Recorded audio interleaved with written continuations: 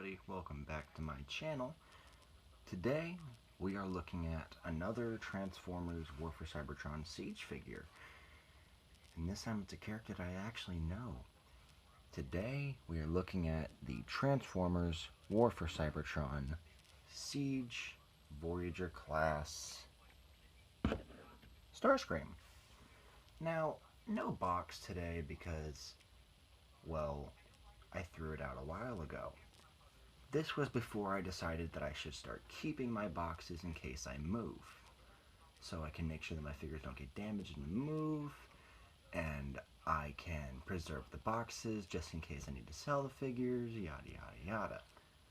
But, you know, today we are going to be looking at Starscream, and, you know, we don't need no stinking box. We don't need any of that garbage in our toy reviews now, do we? Okay, that wasn't funny. Anyway, as you can see, since it's Siege, Starscream is a Cybertronian Tetrajet, much like the G1 show, or at least the first episode of the G1 show, where we saw him and the other Seekers in their Tetrajet forms.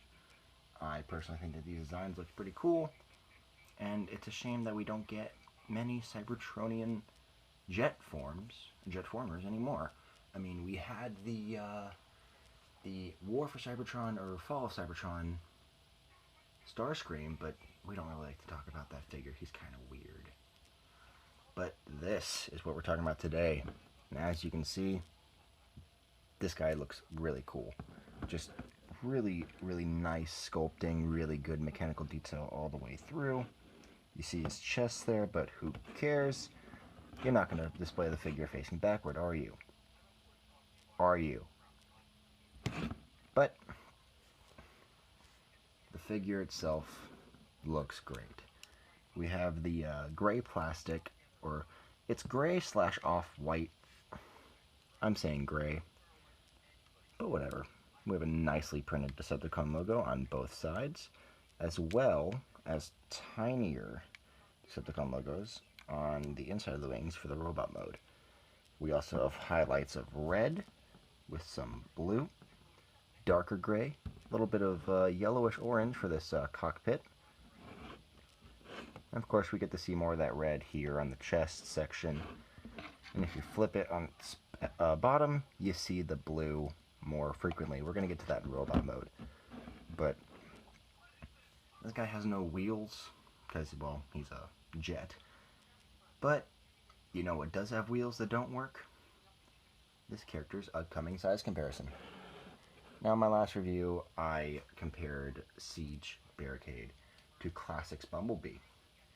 And today we're doing another Classics figure, because that's all I really got at the moment.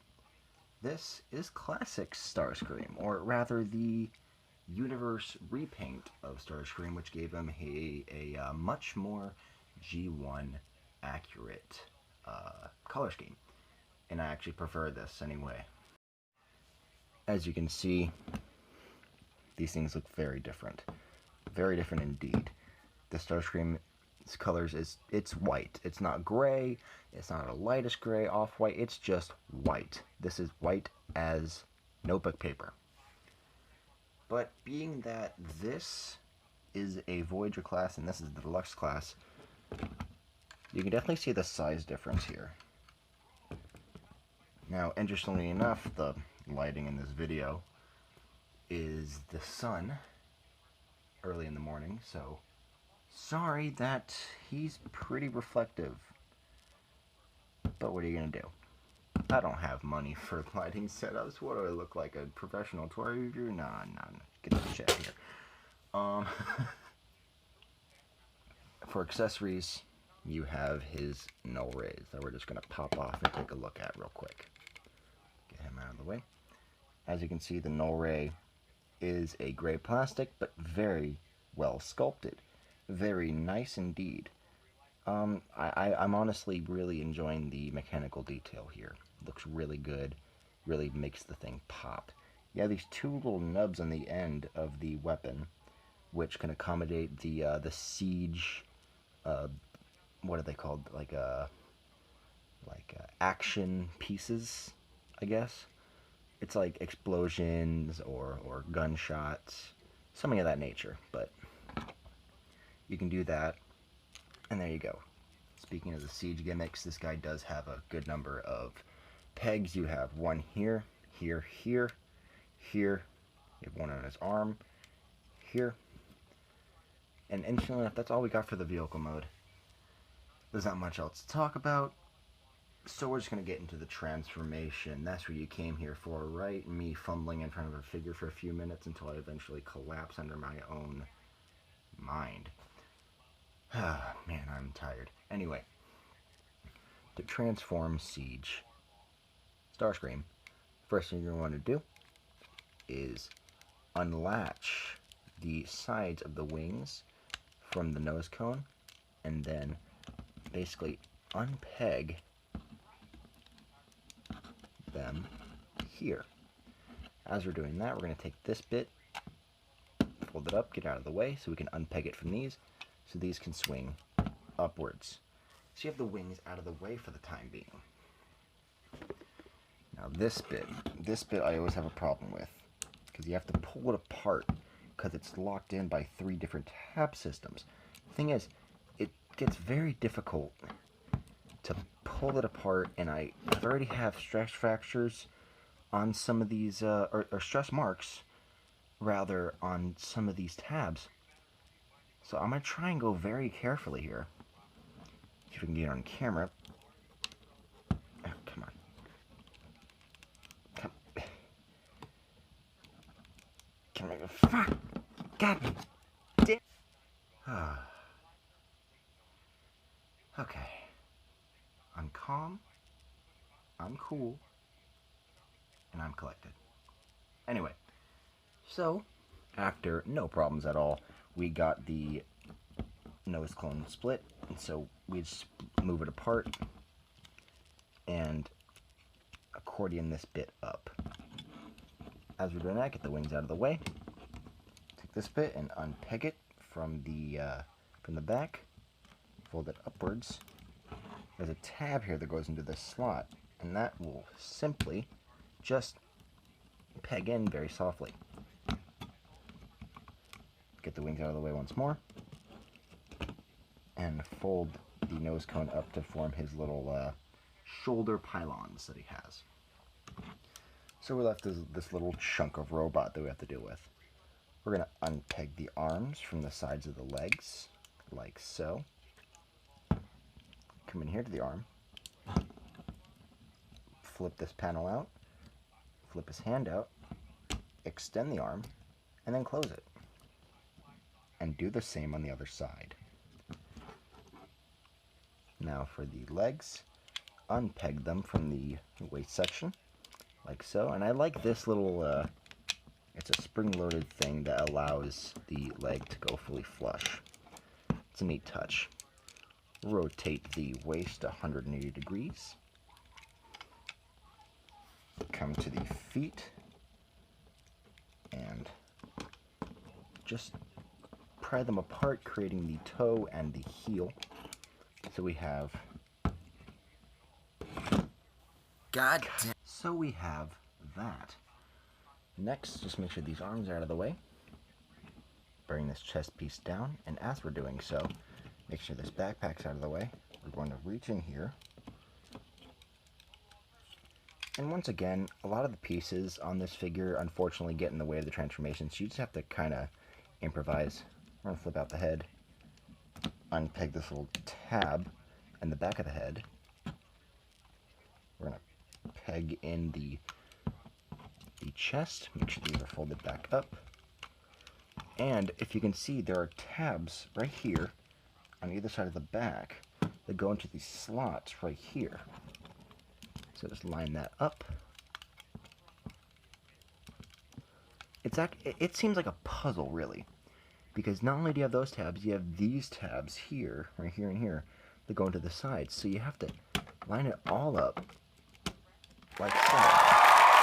So after that's done, just have the wings, and you can flail them out a little bit. And then you have Seige Starscream in his robot mode. Now, of course, Starscream isn't complete without his null rays, and those just peg into the shoulders. You can plug them in anywhere you want, really, but the classic is the shoulders. And that looks pretty great, except for one issue. They unpeg way too easily.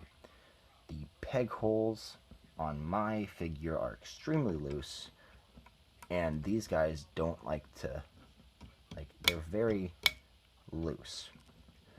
I've tried to put them here on the arms, but those don't really look that right.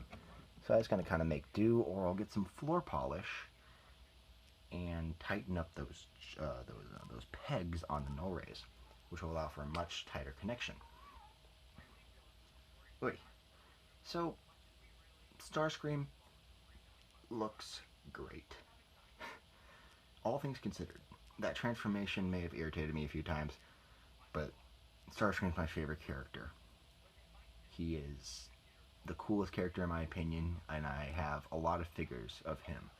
I have 7 figures so far of him, and my goal is to own every version of Starscream on the market. It will happen. Trust me. As you can see, this Starscream is a little muddied up. This was thanks to the Seige, once again, battle damage, which looks like he just kind of ran through a field of mud. You get some of that scuffing here on the chest, right there.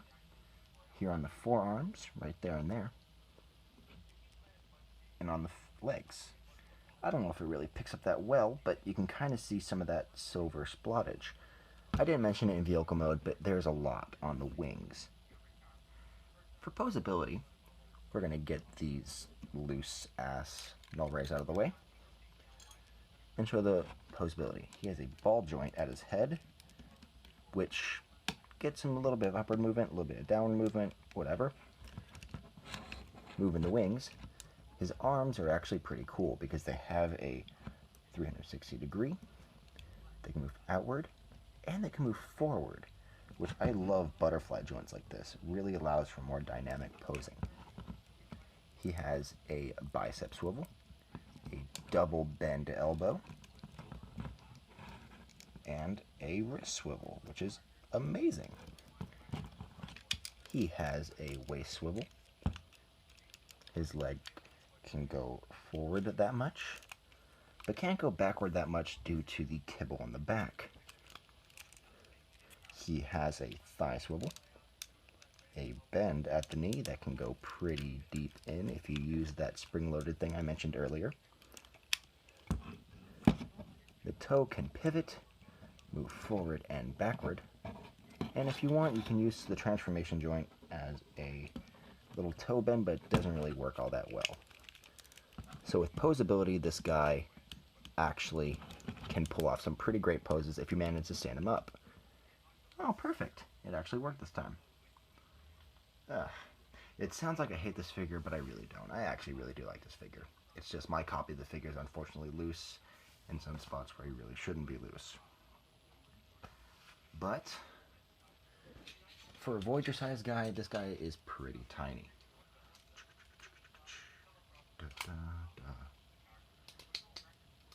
Can't wait to edit this out so no one has to see how stupid I am. Bum bum ba da da da. I'm not funny. I'm really not. Da da da da da da. I should be asleep because I'm going to work soon. Da da da da da da. But I don't care because I'm 5 years old. Da da da. So, like I said, this guy, he's small for a Voyager figure. Back then, Voyager figures were actually pretty large. In the grand scheme of things, they were taller, of course more complex, but it seems like Voyager just means a little bit more complex transformation and some more accessories. I'm looking at you, Leader Shockwave. You are not a leader.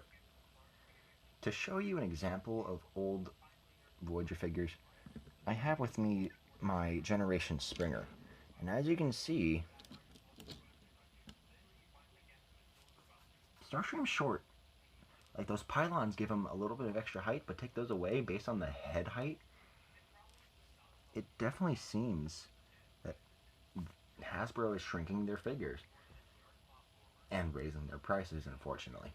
But that's alright, because the complex transformations are really making up for it. I'm going to review this guy sometime in the future, if people actually watch my videos. Probably not. But, moving on with the size comparisons, the figure that I showed before, again, classic Starscream. He's deluxe size, so compared to the Classics Deluxe figure, which is a proper deluxe size, he's about the same size as Barricade. Seige Starscream looks bigger, which is good. But, you know, like I said, figures are getting smaller and smaller.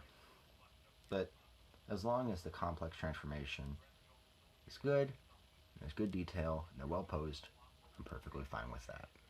Let's get Starscream out of the way. So, overall, I may have really barked on this figure a lot. However, that doesn't mean it's bad. I'm actually going to give Starscream an 8 out of 10. Pretty high, all things considered. He has a good transformation, despite some fiddly bits. It's well done. The detail is exquisite. Posability is great. Paint job is clean. And he's Starscream, so he kind of gets some bonus points for that. Am I biased? Yeah. So what? But yeah, I do highly recommend Seige Starscream. This has been my review for the Transformers War for Cybertron Seige Voyager class Starscream. I hope you enjoyed my mental breakdown, and I'll see you later. Good night.